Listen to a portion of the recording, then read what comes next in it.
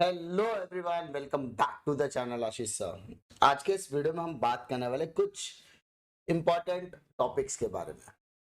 ये टॉपिक्स सारे 12th standard के स्टूडेंट्स के लिए है, बहुत ही अहम होने वाला है, बहुत ही इंटरेस्टिंग होने वाला है और हो सकता है मेरे एंड से मैं ट्राई करूंगा कि आपको मोटिवेटेड रखने की। सबसे इंपॉर्टेंट चीज मैं आप लोगों के साथ डिस्कस करना चाहता हूँ कि कुछ दिनों पहले सुप्रीम कोर्ट ने क्लियरली मेंशन कर दिया है कि आने वाली अपकमिंग बोर्ड की एग्जामिनेशंस ऑफलाइन तरीके से ही लेना है। उसी के साथ साथ वर्षा गायकवाड़ जी ने कुछ दिनों पहले ट्वीट करके इंफॉर्मेशन भी दी थी कि जो भी आने वाली एग्जामिनेशन है उसकी प्लानिंग ऑलरेडी चल रही है और उनका पूरा कंसंट्रेशन ऑफलाइन एग्जामिनेशन लेने की तरफ है। इसका दो चीज आपको समझ में आनी चाहिए कि ऑफलाइन एग्जामिनेशन अगर कंडक्ट किया जाता है तो क्या मोड हो सकता है, सेल्फ सेंटर आपको मिल सकता है कि नहीं मिल सकता है। दूसरा, सर अगर किसी सेंटर पे अगर हैवी क्राउड आ जाएगा तो क्या कोविड प्रोटोकॉल को फॉलो करना पॉसिबल होगा। ये सारी चीजें तो इंपॉर्टेंट है ही। उसी के साथ साथ सबसे बड़ा और सबसे अहम क्वेश्चन आता है कि क्या सर हम आने वाले टाइम में 2 महीने के अंदर हमारे 12th एग्जाम की प्रिपरेशन कर सकते हैं या नहीं। ये बहुत इंपॉर्टेंट क्वेश्चन है सभी 12th स्टैंडर्ड के स्टूडेंट्स के लिए। सबसे पहले मैं आपको एक ओवरऑल एस्पेक्ट देना चाहता हूँ, एक ओवरऑल स्टोरी बतानी चाहता हूँ, एक ओवरऑल क्या हो रहा है एजुकेशन सेक्टर में वो बताने की कोशिश कर रहा हूँ। ठीक है, फिर हम लोग डिस्कशन करेंगे हमारे आज के टॉपिक के ऊपर डिटेल में। सबसे पहले पढ़ाई करना क्यों जरूरी है वो भी आपको समझा देता हूँ कि जब से ये नया एकेडमिक ईयर शुरू हुआ है उस नए एकेडमिक ईयर में आपने अब तक पूरा का पूरा एजुकेशन ऑनलाइन तरीके से हुआ, लेकिन most of the schools and colleges के टीचर्स ने क्लियरली आपको कहा था कि आने वाली एग्जामिनेशन आपकी ऑफलाइन तरीके से होगी। लेकिन हम सभी बच्चों के माइंड में एक बैक हिस्ट्री होती है और वो बैक हिस्ट्री कहते हैं कि नहीं हमारी एग्जामिनेशन ऑनलाइन तरीके से होगी। जिस वजह से आपने अपने एकेडमिक ईयर का most of the time waste कर दिया है।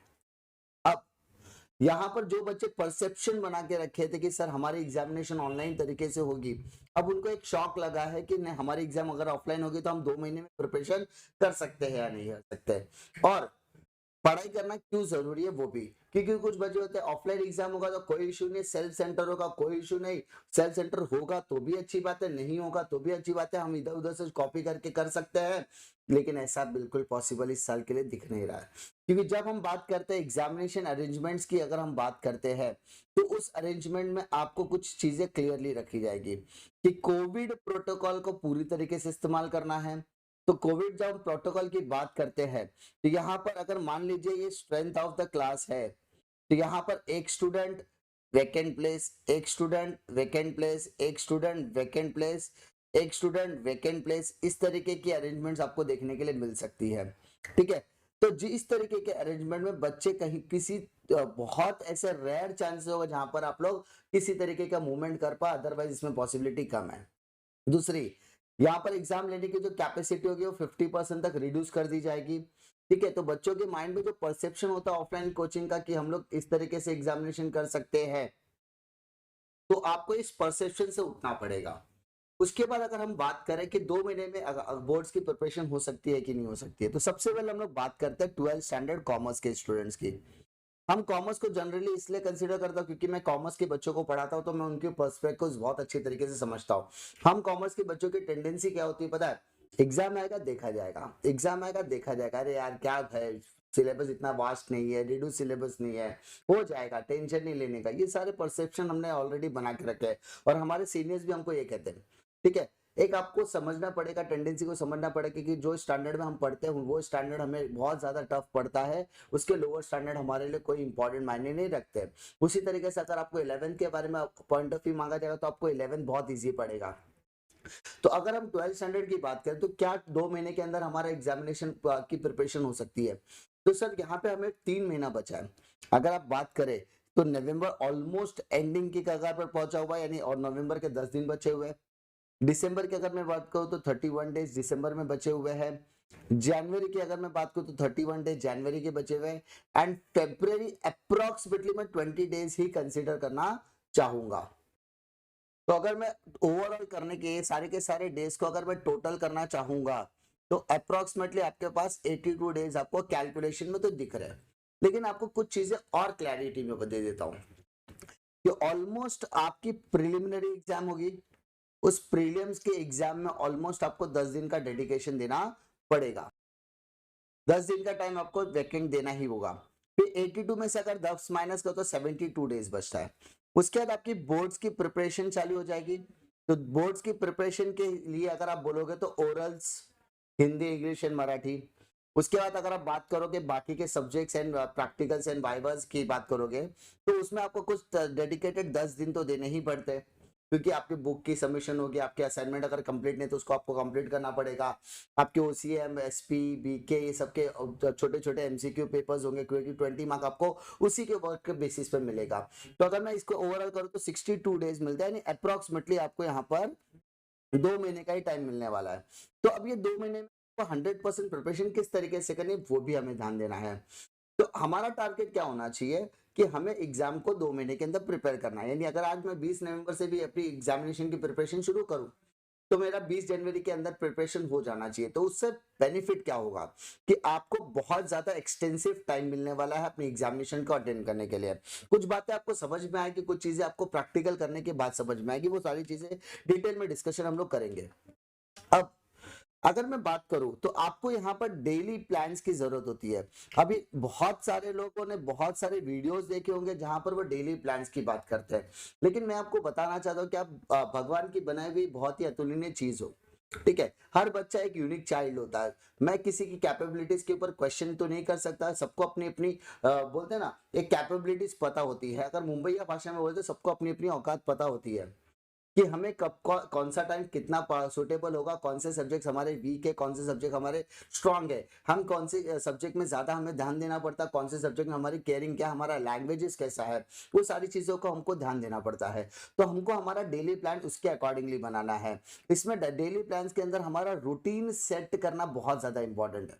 जब जब आप रूटीन सेट कर लेते हो कि मुझे इतने बजे उठना और इतने बजे सोना है, तो वो रूटीन सेट करना एक आपके लिए बहुत बड़ा चैलेंजिंग मोमेंट होने वाला है। जब तक रूटीन सेट नहीं होगा तब तक आप किसी भी तरीके के टाइम टेबल को फॉलो नहीं कर सकते, एब्सोल्युटली कभी भी फॉलो नहीं कर सकते।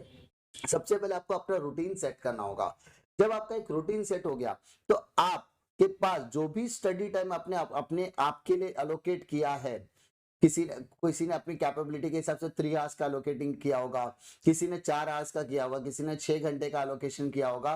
तो आप जितने भी सब्जेक्ट में अलोकेशन कर रहे हो, जितने भी सब्जेक्ट को चूज करने की कोशिश कर रहे हो, वो सारे सब्जेक्ट्स को पहले आप कंसीडर करो कि किसमें कितने चैप्टर्स है और कितने घंटे मुझे मिल रहे हैं प्रिपरेशन के लिए। उसके बाद हर हफ्ते, एवरी वीक आपको इसमें 30 मिनट्स का इजाफा करना होगा, 30 मिनट्स का इंप्रूवमेंट करना होगा।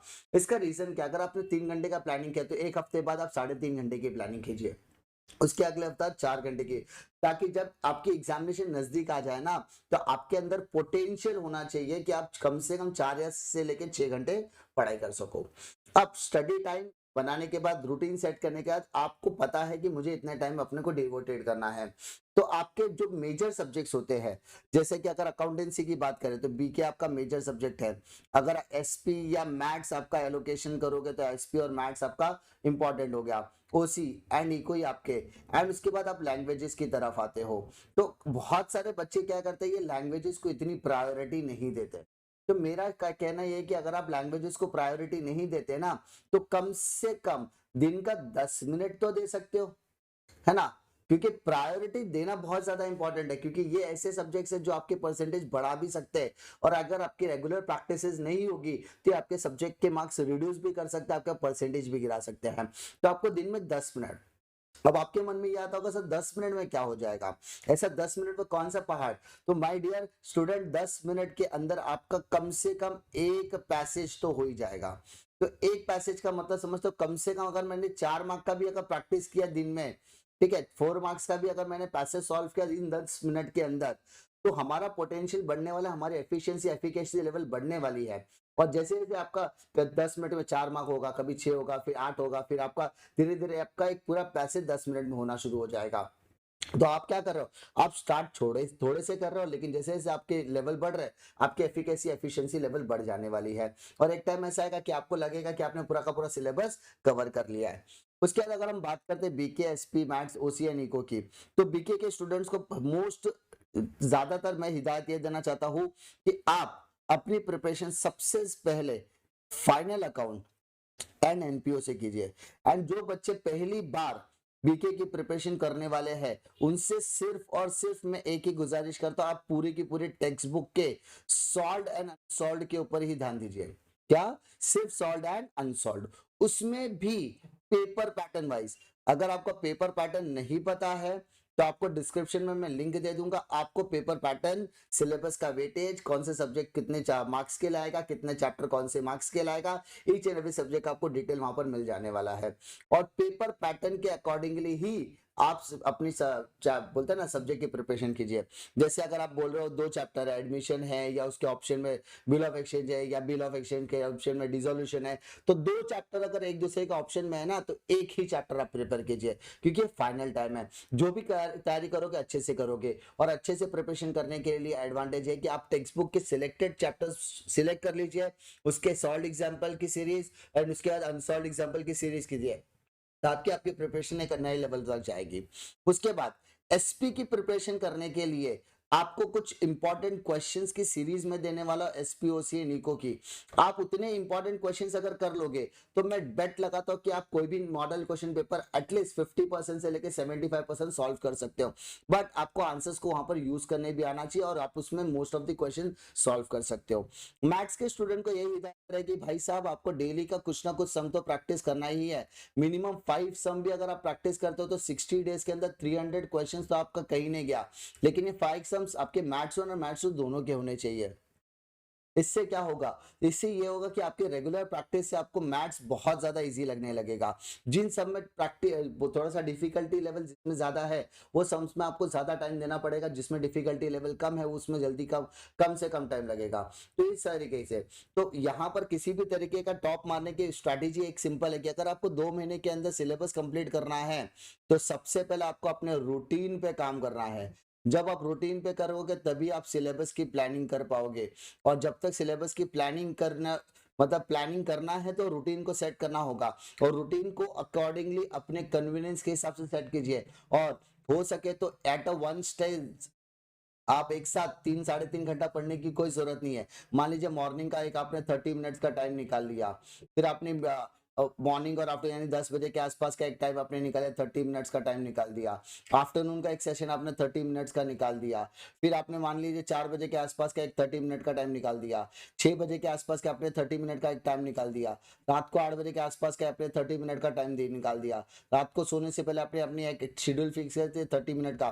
तो इस तरीके से अगर आप दिन में 6 से 7 सब्जेक्ट की प्रिपरेशन करते हो, यानी 10 मिनट 15 मिनट 20-25 मिनट का टाइम निकालकर अगर दिन के एक क्वेश्चन का भी टारगेट लेकर चलते हो तो ही आपका सारा सिलेबस कंप्लीट होने वाला है। मैं आने वाले टाइम में सीरीज को कंटिन्यू करने वाला हूँ। ओसीएसपी को बीके में कौन कौन से क्वेश्चंस आपको करने चाहिए, कैसे करना चाहिए, किस तरीके से करना चाहिए, कुछ इंपॉर्टेंट क्वेश्चन, कुछ इंपॉर्टेंट एस्पेक्ट, कुछ इंपॉर्टेंट एमसीक्यूज, लिखने के तरीके, गिव रीजन कैसे लिखा जाएगा, केस स्टडीज कैसे लिखी जाएगी, सारी चीजों को हम डिटेल में डिस्कशन आने वाली सीरीज में करने वाले हैं। आप लोगों से गुजारिश है कि माइंड से एक टेंडेंसी निकाल दीजिए कि ऑनलाइन एग्जाम होने वाला है। It's a time factor. अगर वो समय पर अगर जरूरत लगी तो गवर्नमेंट कुछ नेसेसरी एक्शंस ले सकता है, लेकिन हमारी माइंड की टेंडेंसी फिलहाल ऑफलाइन एग्जाम की होनी चाहिए। इसमें किसी भी तरीके का ऑपोजिशन नहीं होना चाहिए। ऑनलाइन एग्जाम एक टेम्परेरी सोल्यूशन हुआ करता था जिसमें पिछले साल किसी भी तरीके की एग्जामिनेशन नहीं हुई थी, वो लेकिन वो सिचुएशन की डिमांड थी। बच्चों के आप लेवल समझ सकते हो, 14 महीने 15 महीने से उन्होंने कंटिन्यूअसली एक ही सिलेबस पढ़ा था। लेकिन फाइनली जब उनको रिलैक्सेशन मिला तो उसके बाद उनके एडमिशन प्रोसेस में बहुत ज्यादा दिक्कतें आने लगी।